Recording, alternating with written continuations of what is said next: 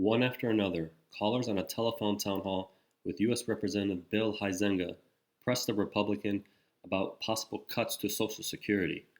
Among them was a retired teacher and coach from West Michigan who said he and his wife, both with disabilities, have struggled to access their benefits. The man, identified only as Michael from Allegan, said he feared that office closures and massive layoffs of federal workers, part in an effort by President Donald Trump and Elon Musk's Department of Government Efficiency to slash government spending, will make it even harder. We worked our entire life, he says, but we can't get any help because we can't get through to anybody. Huizenga pledged throughout the meeting, "Let me just reiterate, Social Security is not being touched." Similar exchanges have played out across the political battleground of Michigan and elsewhere in the U.S. in recent days, as widespread cuts prompt fears among constituents about the popular program which provides monthly benefits to retirees and some children. It's left Republicans scrambling to reassure voters and play down Musk's comments about Social Security and his ability to make cuts. The GOP has accused Democrats of fear-mongering on the matter. It's clear the issue has resonated. One of the 13 questions Huizenga took, 9 were related to Social Security.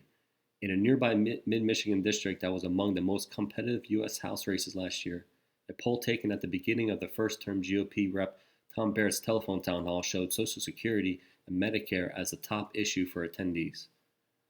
And at a Fury in-person town hall in Asheville, North Carolina, one of the first questions Representative Chuck Edwards fielded was on how he would ensure the protection of our Social Security benefits.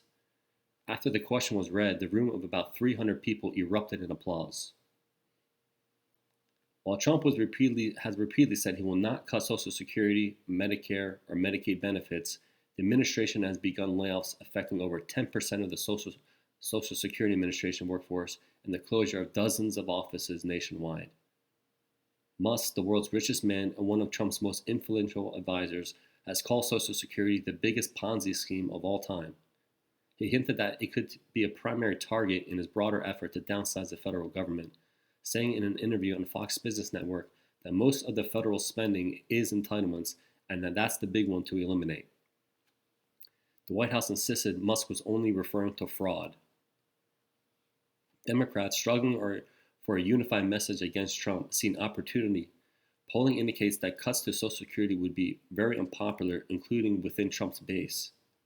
A solid majority of Republicans said the U.S. is spending too little on Social Security in a January App North poll, and only about 1 in 10 said that too much is being spent on the program. In her rebuttal of Trump's joint congressional address earlier this month, Democratic Senator Elisa Slotkins warned that the president could very well come after your retirement. Potential cuts to critical government programs, such as Medicare, Medicaid, and Social Security, brought Leslie Boyd out to listen to Edwards' town hall in North Carolina on Thursday. Those programs need to be improved instead of cut, Boyd said before the event, and she hoped Edwards had the courage to stand up for that. Boyd, who is 72, says she has some savings but depends on Social Security. "I paid into that my entire career," Boyd said. "I worked from the time I was 16. I paid into that. It's mine and I want it." Asked about the program inside the packed meeting, Edwards began by saying President Trump has made it clear before he was interrupted by jeers. He then shifted to discuss his own viewpoint on the program instead. "I'm not going to vote to dissolve your Social Security. I'm not looking to," Edwards started to say before being drowned out by shouting. He continued, "That's a promise that's been made to the American people. Those folks who have worked all their life and paid into that certainly deserve to reap the rewards." Several attendees continued to yell at Edwards, demanding he stand up to Musk. Barrett opened his telephone town hall in his mid-Michigan district Monday by addressing the flood of concerns over DOGE he and his office had been receiving. Barrett stressed that Musk is merely an advisor and said the programs are temporarily paused and under review. "I want to be very clear that this does not include Social Security, Medicare, or Medicaid," he said. "Again, this does not include Social Security, Medicare, and Medicaid. It's important to keep in mind that DOGE is only giving recommendations." Republican leaders have cautioned lawmakers against in-person town halls, contending without offering evidence that paid activists were disrupting events.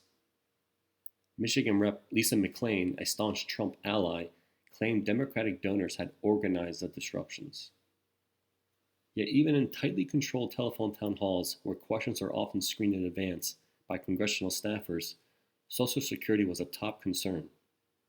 During McClain's Monday call, a caller named Beverly, who said her handicapped son relies on Medicaid, expressed her fears. I'm really concerned about that being cut, I guess. Let me put your mind at ease. Do not listen to the Democrats that are fear-mongering, said McClain, who represents a heavily Republican district north of Detroit. There are no cuts to Medicaid, she said. During the town hall with Huizenga, a caller named Val from Berrien County, Michigan, voiced her frustration, warning that office closures could cause some beneficiaries to slip through the cracks. Suddenly, they're going to find themselves without the means to cover their housing or the means to get the care they need or to be able to get food on the table, she said.